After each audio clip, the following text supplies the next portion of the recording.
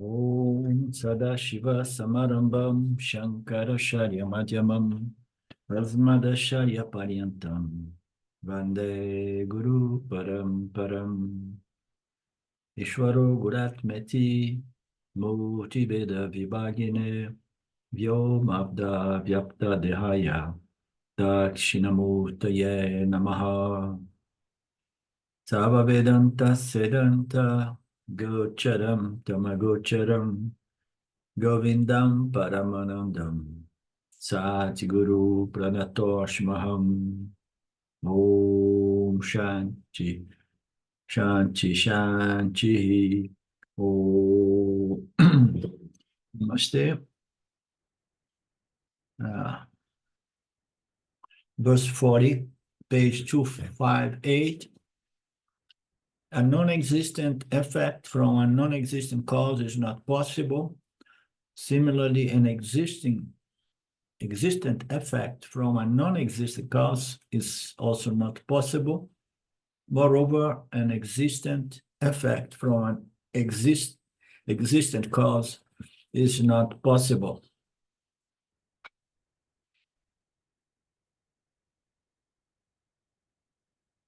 How can there be a non-existent effect from an existent cause?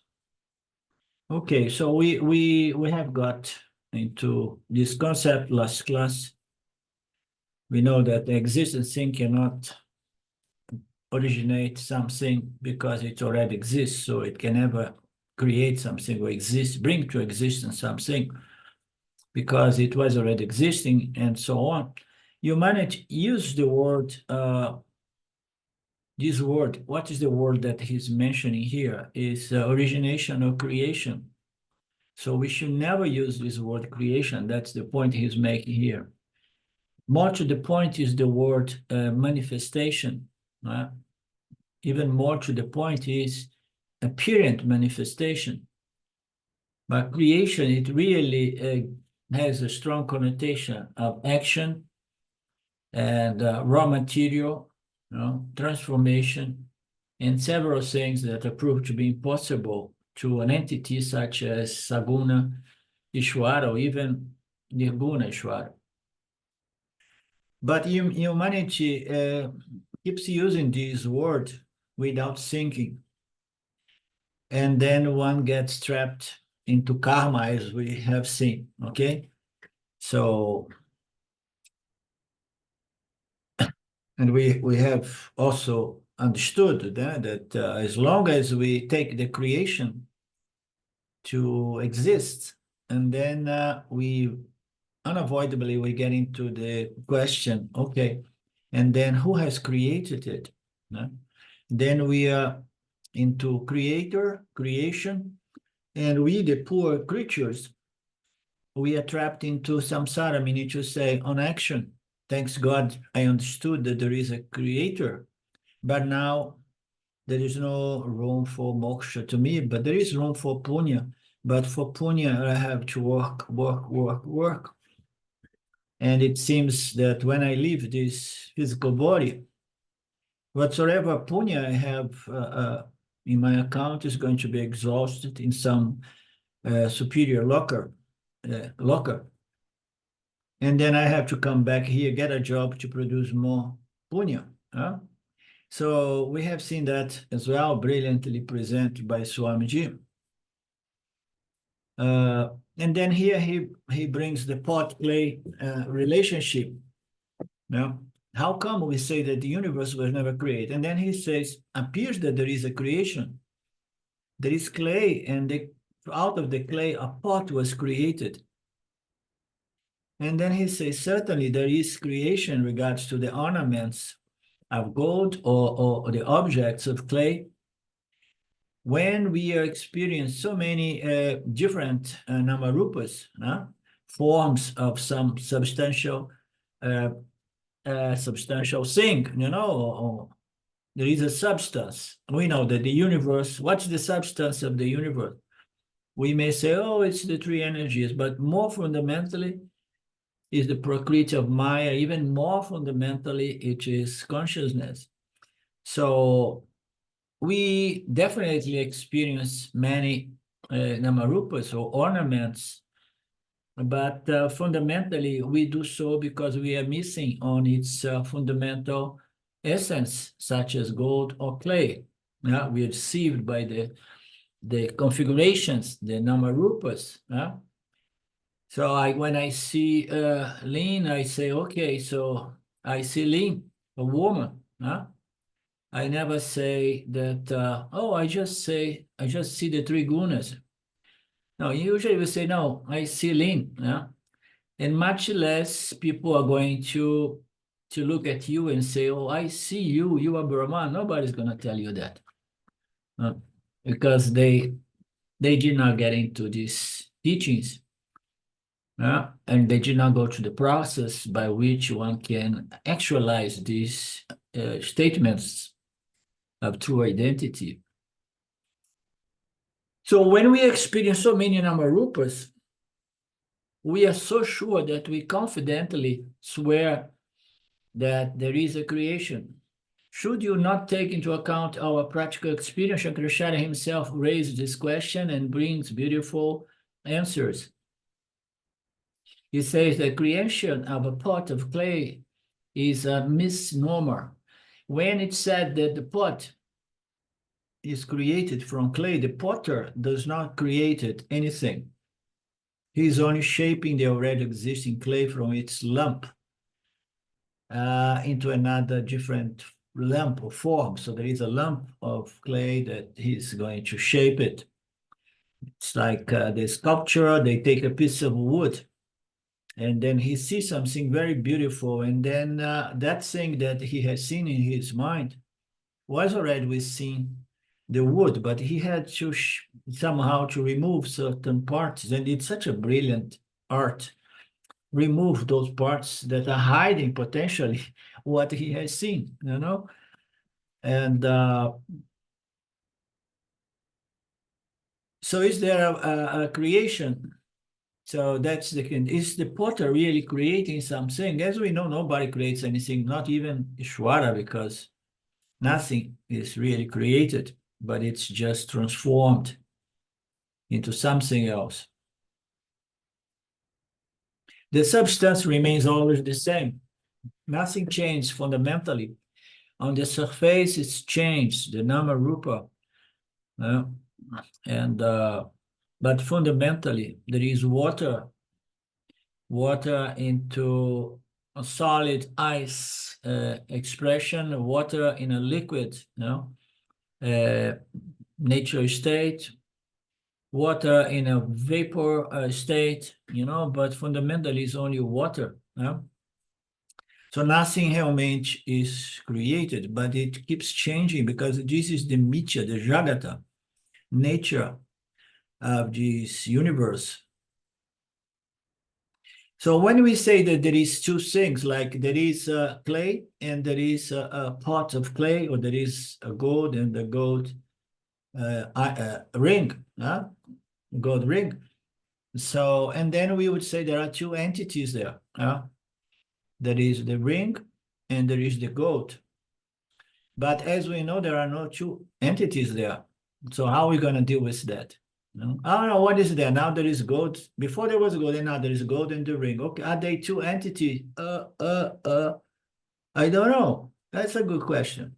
There is only one entity, which is gold, but shaped in a way that it receives a name, the so-called gold ring. It's one substance, and the universe is only one substance, and this substance is consciousness, to keep it less philosophical and more simple.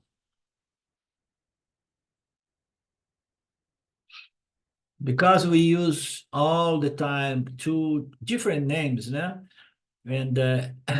what are the two different names? One is Brahman or consciousness, and the other is the world. The world appears within Brahman. So we use two words, the world and Brahman, the gold and the ring, the clay and pot. We always use a name, a word, to the Namarupa and to the essence of that Namarupa, which is its true essence, true nature, true substance. So because we use all those two words, we make this mistake. We believe that there are two entities there. But no, there is no even relationship between the substance and whatsoever was projected upon it. We say if there is a relationship, and then there is cause and effect, and then there is creation. But Gaudapada has proved that none of that is correct. Shankara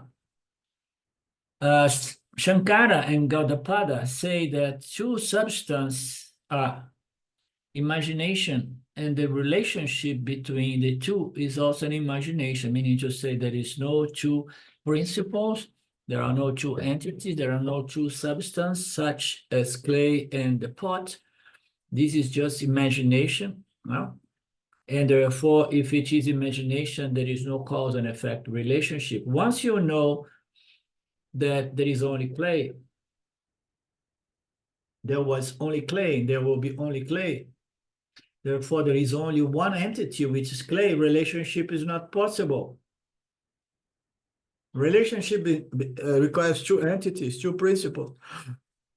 But there is no relationship between consciousness and the world, Brahman and Jagata.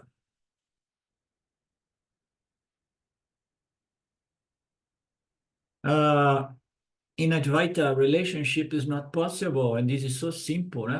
People keep talking about Advaita, non-duality, Advaita, non-duality, Advaita, non-duality.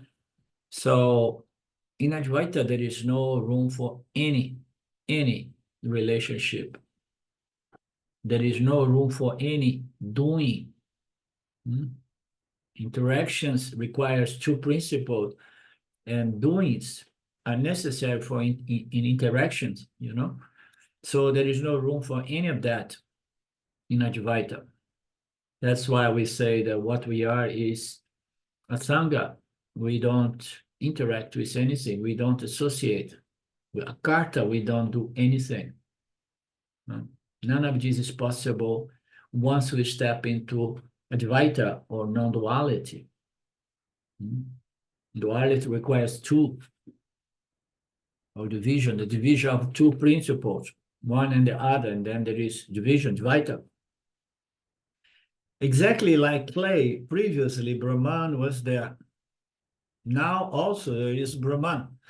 The present Brahman, which is consciousness, has been renamed as the world.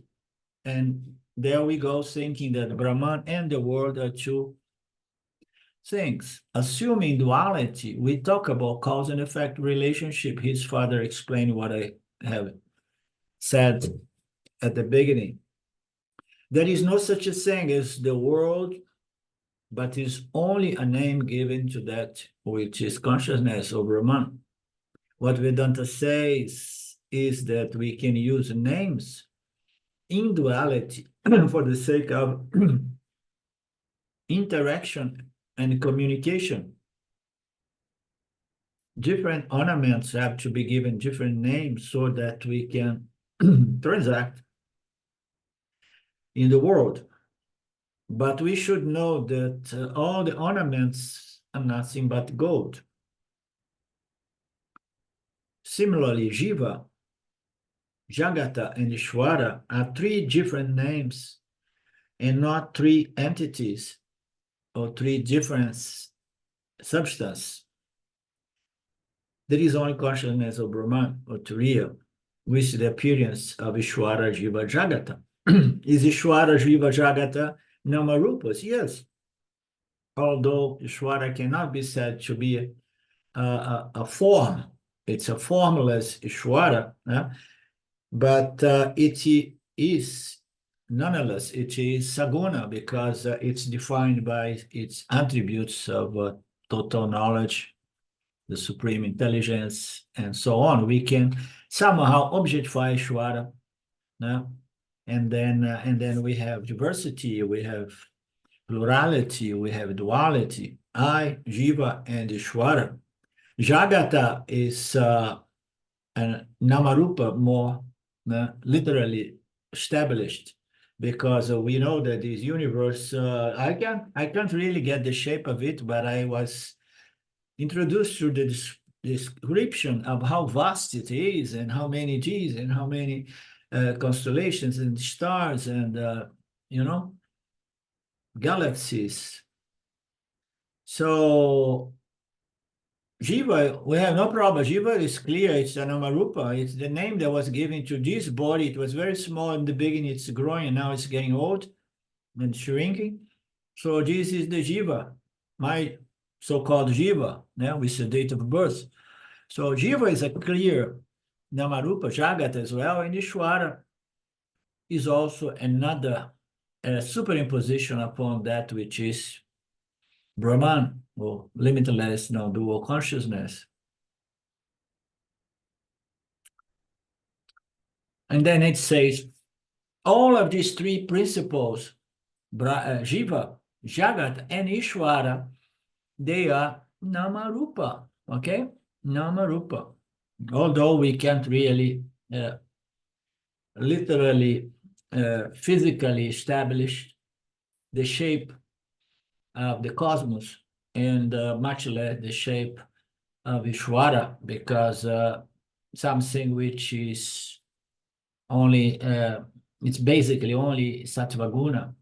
It does not present any shape to itself. You need the three gunas in order to bring about the world of forms.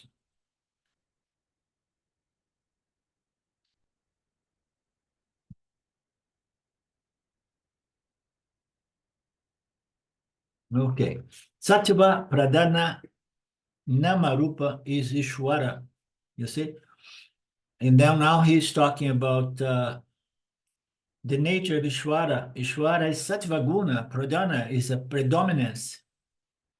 The Namarupa of Ishwara is what? Is Sattva Guna. Why they say that is Sattva Pradhana? We never say, the script never say pure Sattva. Because below the line of Maya, there is no such a thing as purity. You understand? Below, when we touch the Prakriti of Maya, immediately the three energies come, and then the three energies is going to establish Ishwara, Jiva, Jagat. The only difference, the Ishwara is a huge pradhana, predominance of Sattva Guna. It has so much Sattva Guna that it becomes the Lord of this universe, the omniscient, omnipotent, all-knowing Lord of this universe. So what is the Namarupa, the attributes of Ishwara? Sattva Pradhana. And then this is Ishwara.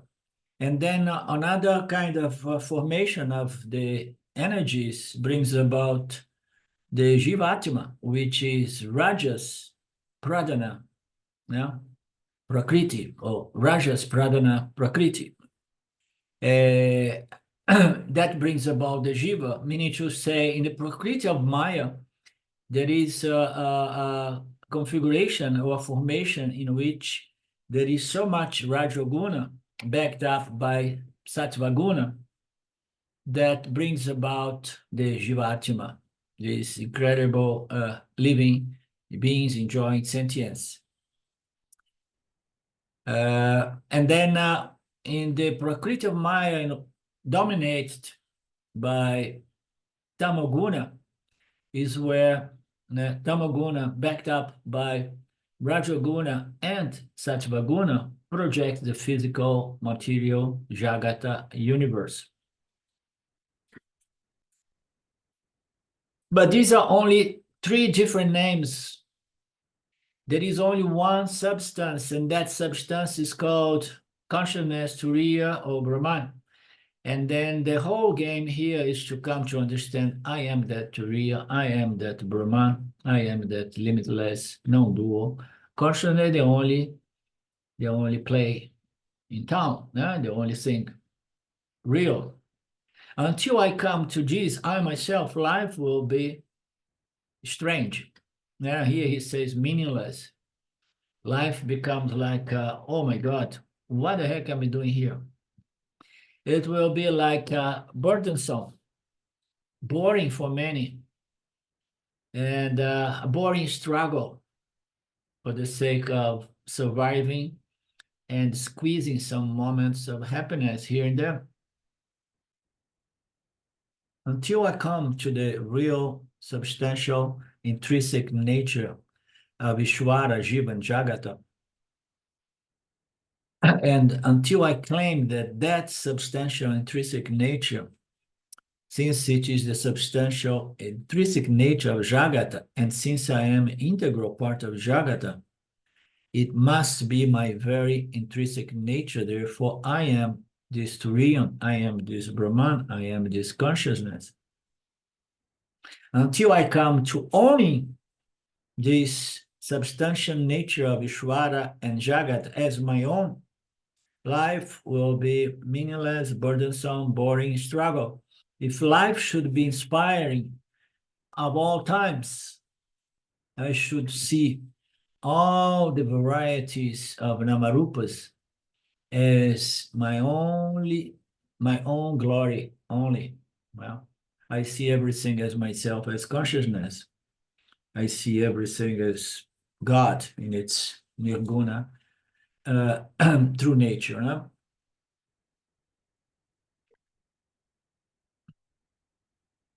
Are we in agreement with Gaudapada?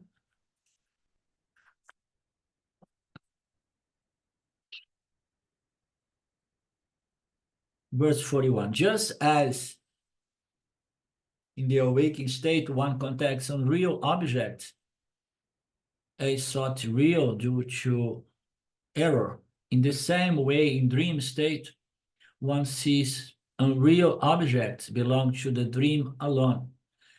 And in the dream, they are sought to be real due to the same error. Here he is creating, again, the parallel, bringing this analogy, saying that in the dream, we experience the dream objects, and we take them to be real during the dream state due to error. And then say, likewise, in the awake state, we contact objects, and we believe them to be real due to the same error.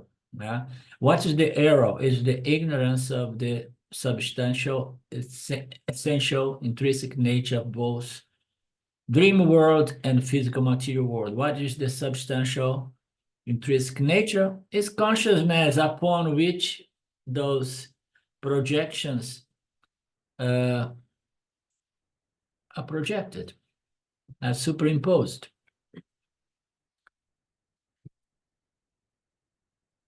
So as we know, Gaudapada is pointing out the Mithya. The nature of Mithya appears and is experienced. What is Vastu? I forgot this Vastu. Lynn, you remember, or Mark? Or Cyril?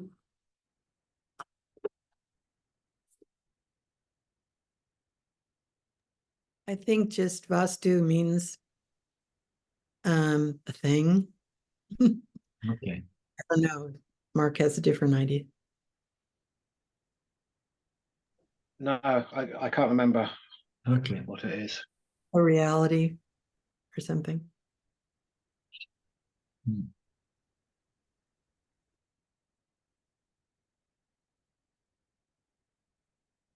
Okay, right on.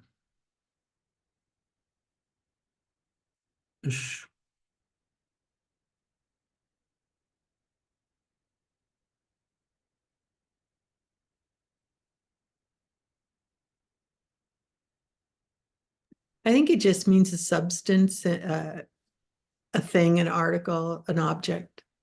Yeah, I will look for it. I was going to look now, but I have so many windows open my computer nowadays that it gives me trouble if I try to navigate while doing the class. Whatever. In this context, it sounds like Vastu means projection. Okay. What is it?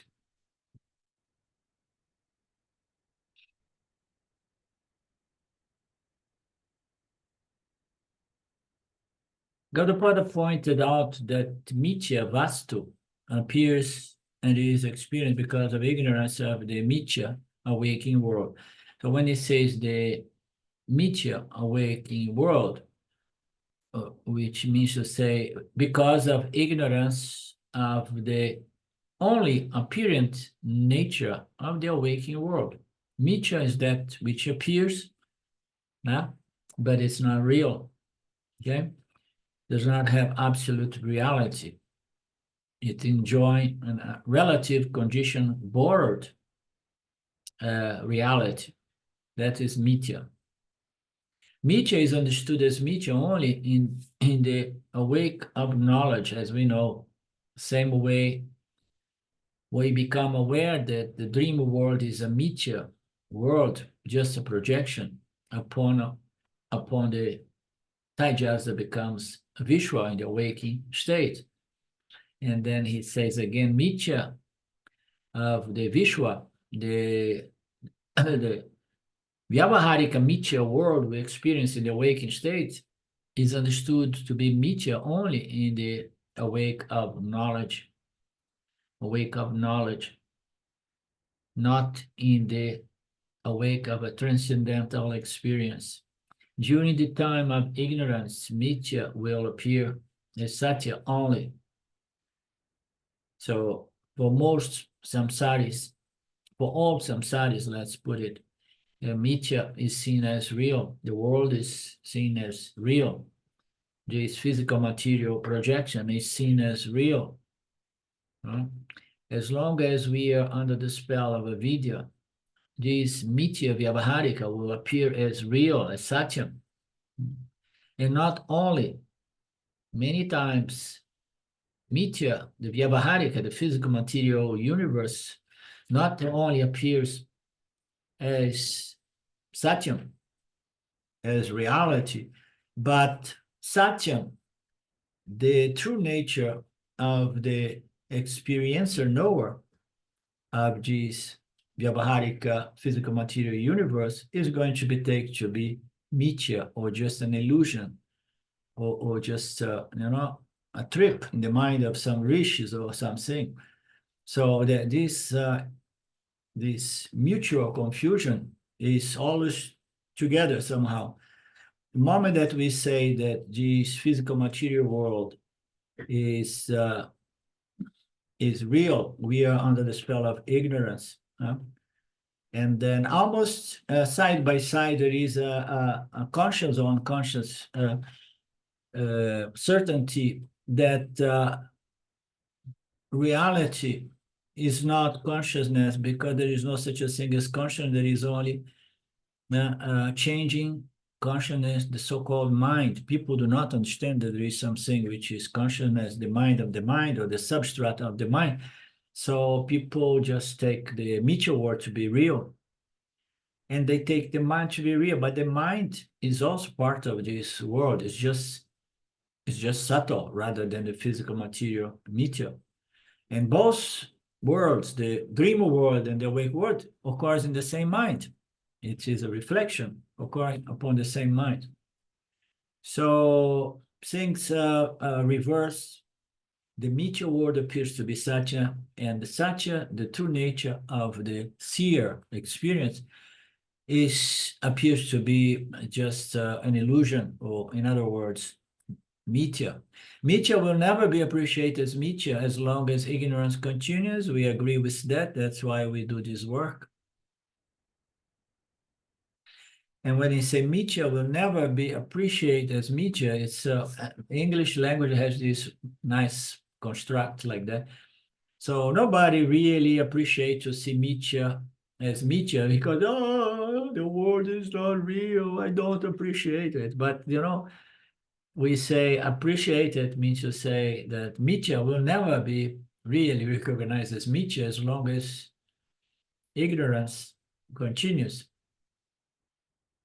Only when ignorance is neutralized, destroyed, or removed by knowledge, it will be Mithya, it will be Satyam.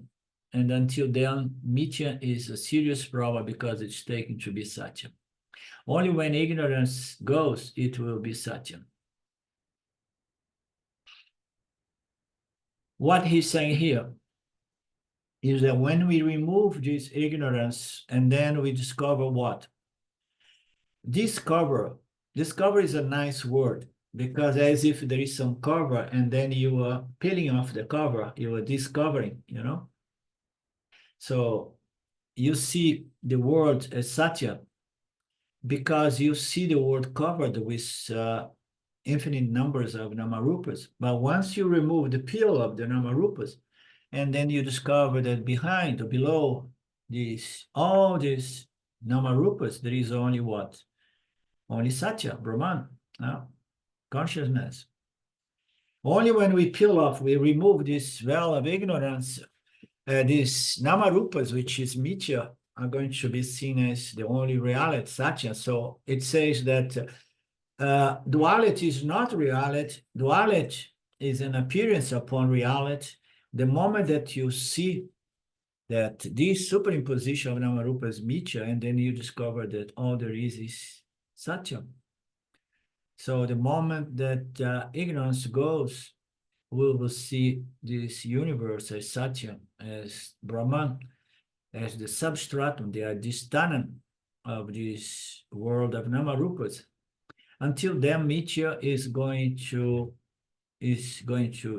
be a serious problem, because it's taken to be a real world. If you say that mithya is satya, is a problem.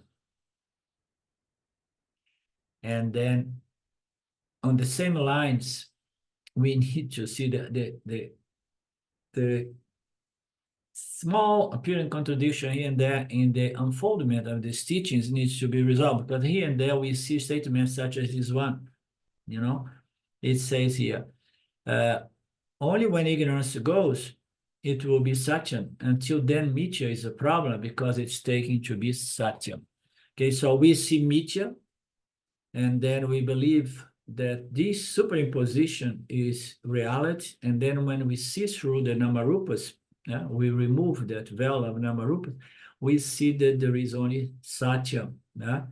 And then because it was taken as satya, it was taken as satya. So we need to understand this subtle apparent contradiction, because mithya is a problem because it's taken to be satya. We give reality to all these namarupas. Oh, it is reality is duality, the namarupas exist, and so.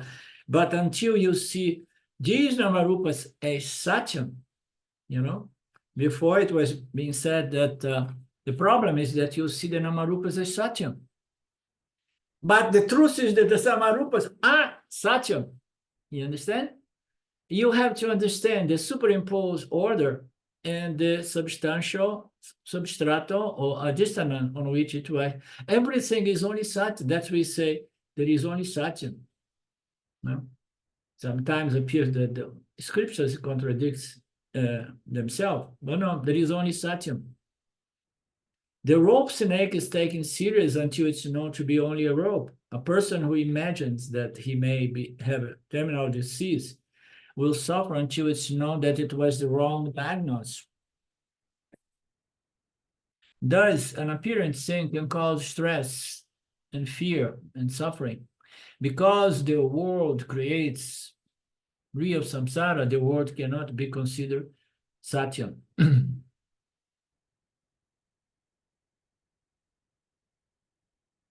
What is it? Because the world creates real samsara, the world cannot be considered satya. How do you figure real samsara? What is meant by that? Yeah, let me read again to see if it clicks here. An apparent sin can cause stress. The world is an apparent sin, and what takes it to be real, and then samsara goes to for suffering. Huh? The world is seen to be real, okay? The same way that the snake is seen to be real. And then it calls samsara, meaning to say suffering. Because the superimposition called the world creates samsara, the world cannot be considered satya. Okay.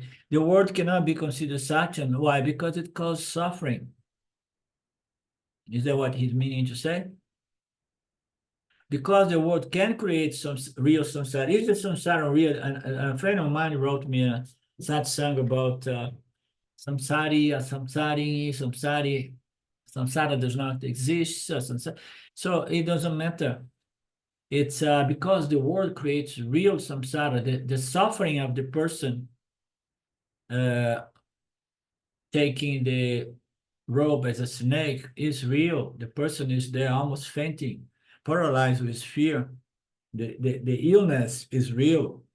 We can never get rid of the problem of samsara just by saying that, oh, it's just an illusion, it's just an illusion, it's just an illusion. As long as this illusion is causing suffering, meaning to say samsara, samsara is real, you understand? Because it's being experienced. It's being experienced and it's causing great suffering. Yeah. But it's not real. So it's not real because only to the degree we remove the ignorance in regards to the true nature of the snake as the rope.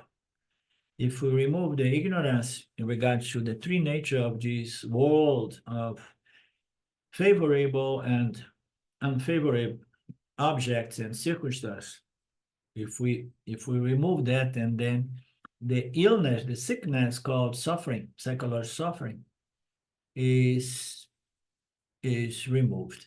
Because the world, seeing duality as reality, creates the suffering. The world cannot be considered to be the true nature of reality. The true nature of reality is ananda. It does not cause suffering. Maybe that's what he's trying to point, you know. Let's see if he elaborates that, but I don't think so. Gaudapada gives an example. In the awakened state, because of misperception, a person experiences false entities.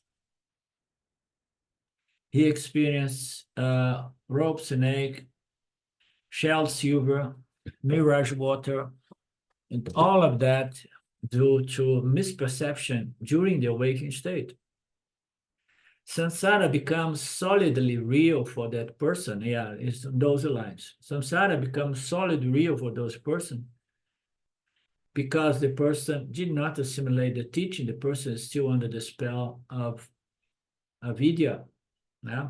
Meaning to say, I believe on the cover of all Namarupas upon Satya, my own very consciousness. No?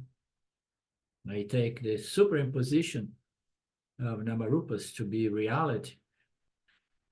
So Samsara becomes then solidly real. Similarly, the dream is real in the dream when the dreamer experiences various things in the dream. So now he's doing the parallel from the other way around, from the awakening to the dream world. This verse was being presented.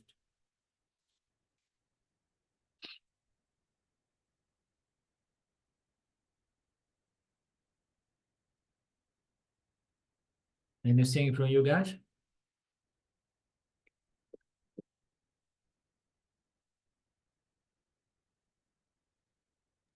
It's also that whenever there's suffering, it's obviously not our natural state. Yeah. So not satyam. Yeah. Yeah. It's not ananda. It's not peace. Yeah. So if there is suffering, it's I'm feeling limited by something that is causing me fear and anxiety. So that is limitation. Duality brings about, duality seen as reality brings about a sense of limitation, which is the opposite of our true nature as ananta, lack of limitation, because we see only non-duality as reality. Right, Mark? Yeah, I believe so.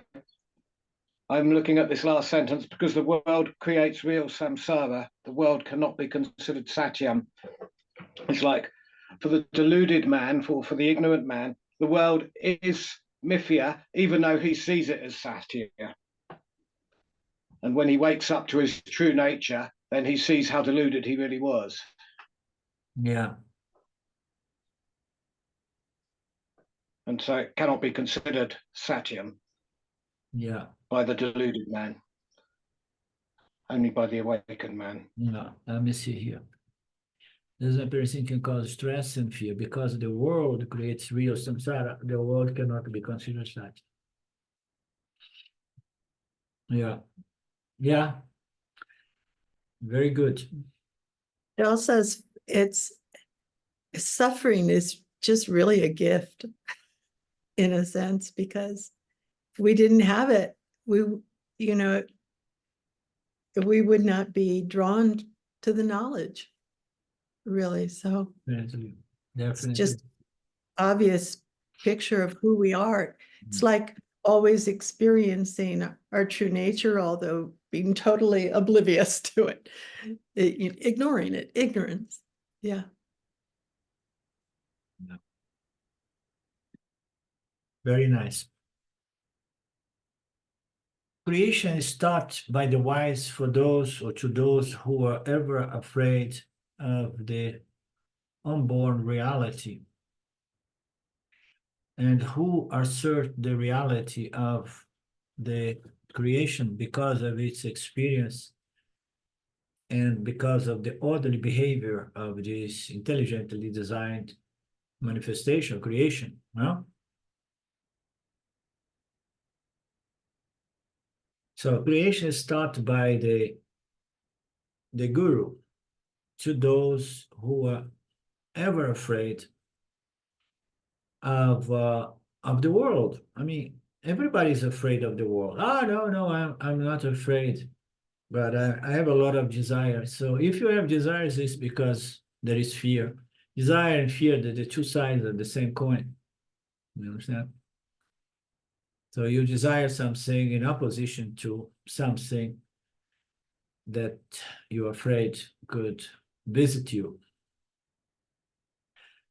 So creation is taught by the wise to those who are suffering of samsara, which is samsara. Is a condition which I'm afraid of this unborn reality.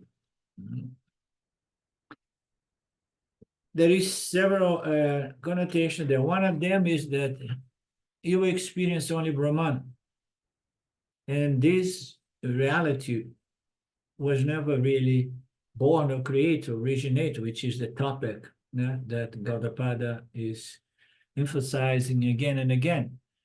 So this universe is beginningless or unborn or uncreate, never created or never originated. The truth is that Brahman or Turiya is the only reality. But people are afraid of Brahman because they take Brahman to be the world, and the world produces desires and fears and suffering. The world is a constellation of Namarupas producing attraction and repulsion. Therefore, the wise is going to teach that to those who are suffering of the sickness of samsara, having much fear that things could go wrong, not knowing that all of this is just the unborn Brahman.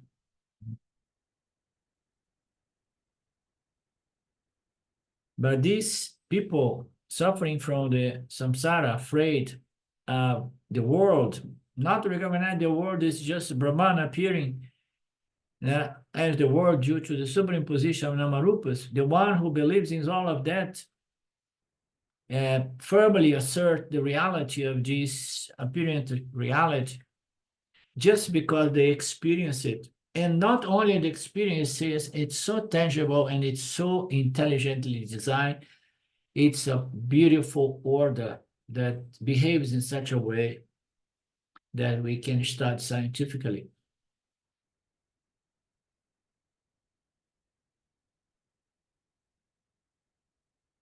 Here, Gaudapada says that assimilating these Ajativada and Advaita Vada and Jagamitya Vada is extremely difficult. He is present Vedanta on those three levels. Ajativada, there is no creation. And then another one is there is something there, but it's Advaita Vada, the vision of Advaita. And also in another language is there is something there, but it's a Mithya Jagata reality. Okay. So comprehend non-duality, to understand it, to assimilate it, and not only philosophically, but having the benefit of this assimilation, which is the goal. Otherwise, we are just academic people playing with philosophy. Assimilating and enjoying the fruits of this assimilation is very difficult according to the Vedas.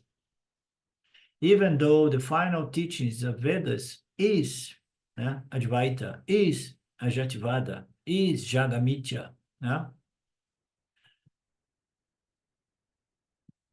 This is the final teachings of the Vedas, the so-called Vedanta. The Upanishads clearly declared that other than Brahman, there is nothing there. The Katha Upanishad, in Katha Upanishad, it said that there is no pluralistic universe at all. Now he again mentioning more Upanishads that say the same thing as himself saying. In Kaivalya Upanishad, it said that the 5 elements are really not born at all. If all these are not there, what is there? Mandukya Upanishad also says that what you call the world is nothing but Brahman only. Thus, the final teaching of the Vedanta, or the Vedas, is Ajativada, is Advaitavada, is Jagamityavada. But the Upanishads know that many people cannot assimilate this because of 2 powerful obstacles. And those 2 powerful obstacles are very difficult to overcome, to get over.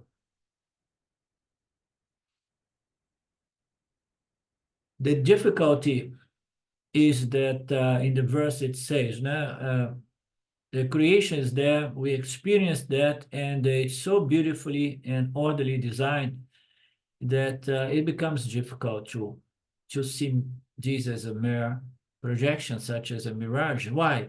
Because it's available to experience, and it's designed in such an intelligent manner, that it's hard to believe that it's just a projection. The first thing is, as we know, that the world has ETU. It's available for experience, transaction, and establishment of utilitarian value of objects. The world is experience, available for transaction, and we find utility for our various needs in its namarupas. Human beings consider that whatsoever has experience, availability for transaction, and utility among the objects must be real. That is the reality. That's the definition of reality in scientific circles. Human beings consider that if you experience, and if you can transact, and if you can use, positively use, it must be real. This is the intellectual conclusion of all scientific communities of the world. The entire humanity sees reality as that which can be experienced, and we can interact, transact, and establish utilities or values to those namarupas. They would never imagine that this establishment of utility, they are there, but they are within the physical material projection. Although outside of this projection, they are not real. Exactly like the utility we find in the dream world when we need to drink dream coffee or tea, So they never take it to see from outside of the Vyavaharika to understand that there are orders and suborders of reality. And within each one of them, you're going to have available appearance, experience, interaction, and find utilities in every realm of any locus, which includes our, on the human experience level, yeah, the three states, or the two states, the dream and the waking up. Whatever is clearly experienced, people say, can be a ground or stage of transaction. And then transacting, we're going to get things that we like and some things that we don't like, and some things that have great utility and values. And then this kind of based on this kind of structure, we find it to be Satyam, reality. Vedanta challenged this conclusion by quote the dream example, which has all the three features as we have seen and known and examined and established again and again over the past few months. The dream, the Vedanta present the dream so that we can break off this solid notion that anything that can be experienced is real. The dream is the proof of that. Every one of these orders or suborders of reality, they contain conditional, relative, apparent reality, never an absolutely reality. Our intellectual conclusion is whatever is available for experience, transaction, and utility, and establishment of utility among the objects must be real. This is the first obstacle to accept. This is the first obstacle to accept the teaching. This is the first obstacle for us to accept the teachings that there is no creation. There is no origination. Why? Because, we experience it, it's tangible, and we even discover qualities and properties and attributes to all these namarupas. We develop technologies and so on. It must be real. Gaudapada used two words, upalamba, can be experienced, and samakara can be translated to useful. So we find utility, we find experience, and we transact upon this field of namarupas for the sake of finding value or utility. Every time we are, since day number one, we are transacting to find out things that give me pleasure and satisfaction, utility.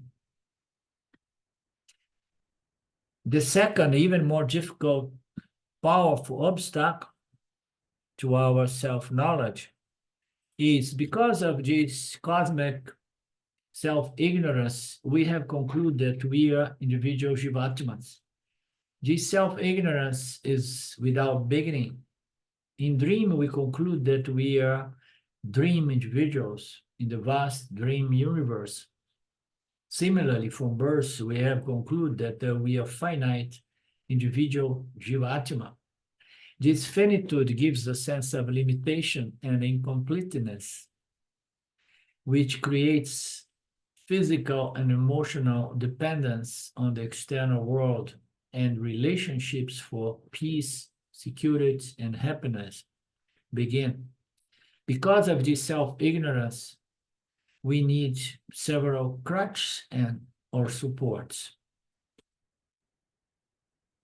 So we have concluded that we need the Dvaita world, and when that world support is lacking at times, we turn towards Ishvara for support. When Vedanta gives this teaching, Advaita, or no origination, no creation, the human mind that needs all this support due to this fundamental ignorance will reject the teaching.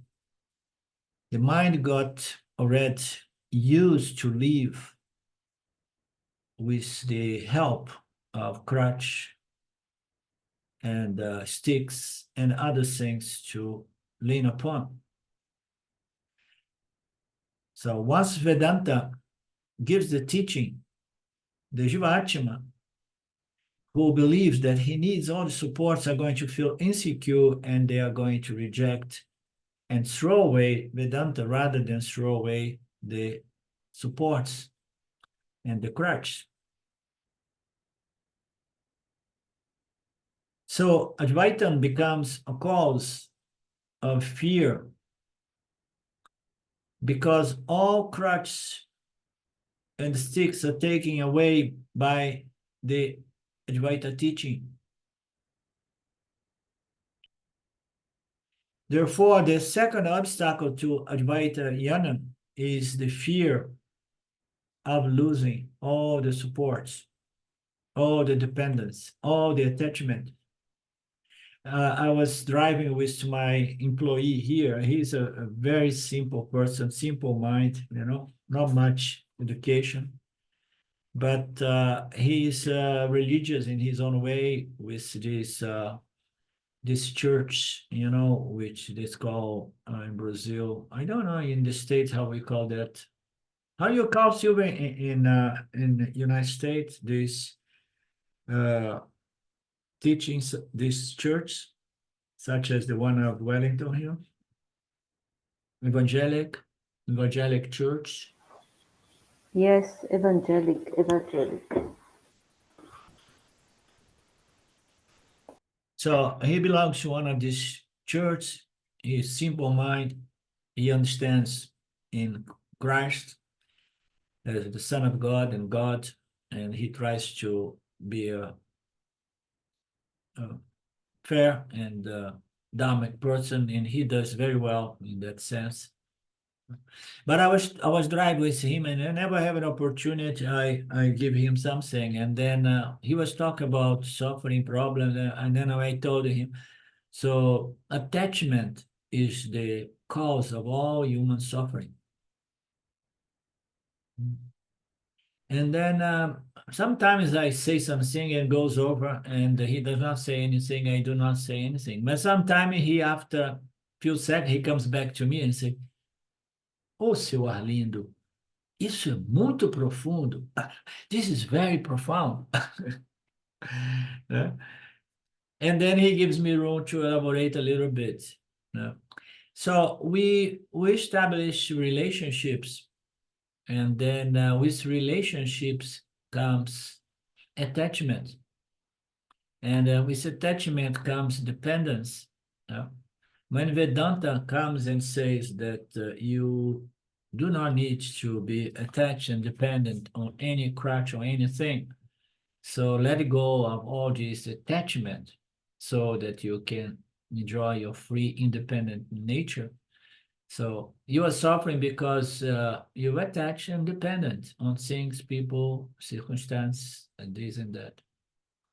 So when Vedanta comes and says that, the person runs away from Vedanta with fear. Advaita scares people big time, big time. I know that.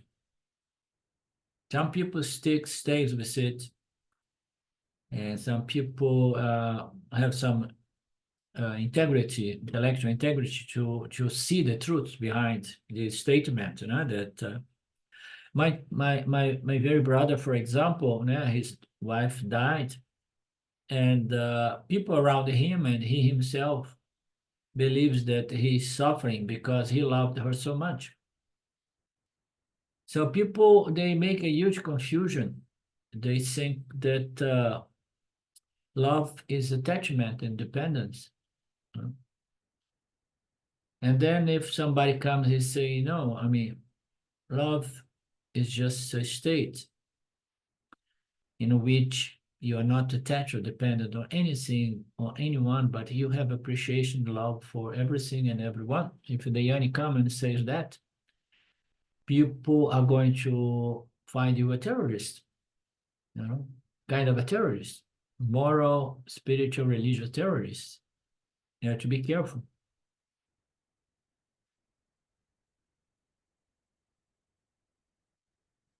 They will naturally reject the teaching. And a lot of the time they are going to be rejecting the teacher as well and attacking the teacher.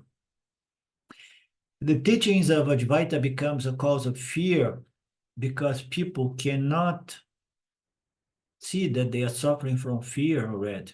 They are suffering for so much fear of Brahman appearing as the world that they develop attachment and dependence. And then the scripture and the Guru come and say, so there is no need for fear, attachment and dependence and fear. Let go of the things and people of the world, and you will experience no fear. And then that causes even more fear. Oh, no, I'm already afraid of this world. Therefore, I establish a lot of attachments and dependence. Now you're telling me that this is the cause of my fear, and now I have, much more fear, I have fear of the world and fear of the teachings. You understand? It's like people in the last 4 or 5 years, people try to present to other people a vision of the world, which is different from the one presented by the mainstream media. If you would present something to anybody who's totally on the same page with the vision presented by the establishment, oh, you are causing fear. No, you're not causing fear. You understand? You just present a different view, a different view. My son used to tell me, oh, you're just promoting fear. You are a fear monger. No, I'm not. I'm presenting a different view. So we have concluded that we need the Advaita world. We need, due to this ignorance, we believe that we need crutches, we need supports, and you have concluded that we need the Advaita world. And when that supporting world is lacking at times, we turn towards Ishvara for support, and that is progress. Okay, only now you turn to God. Okay, maybe too late, but let me have a conversation with God to see if he is going to accept you in paradise or not. The priest will say, now I'm in between men here, so so now you repent. I think I can have a talk to God and we will accept you in paradise. When Vedanta gives the teaching, the human mind that needs all the support from the world and then later on look for support from God will naturally but surely reject the teachings. So Advaita becomes a cause of great fear because all crutches are going to be taken away by these Advaita teachings. It's so truthful. So truthful. That's why I'm so angry with Vedanta. It destroyed my career as a guru. It's a teaching that scares the hell of everybody and leaves the teacher without students. The second obstacle to Advaita Yana is fear of losing the support and dependence on the world. So Veda keeps the Advaita teaching at bay for some time. I don't know this expression, at bay or what. It means to say, keeps it hidden. Bay means held back. Held back. Okay.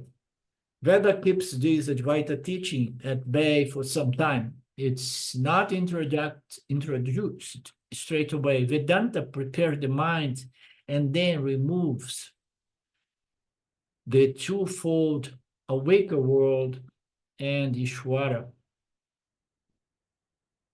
The twofold awaker world and Ishvara.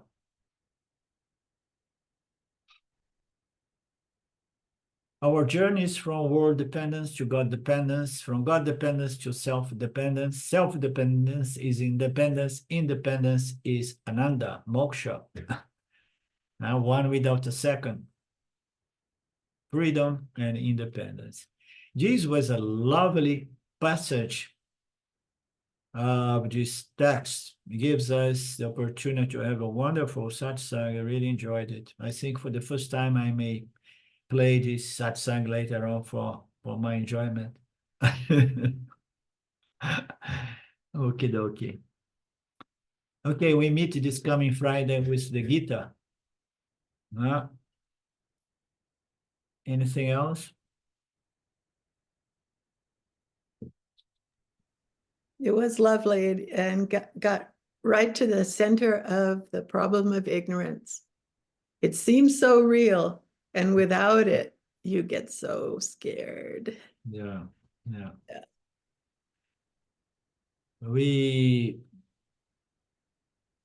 You see, human nature is such.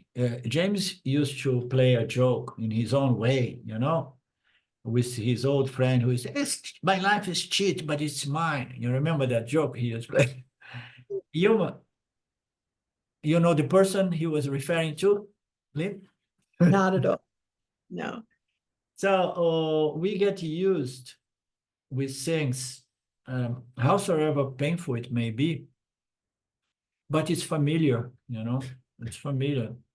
And then we don't let it go.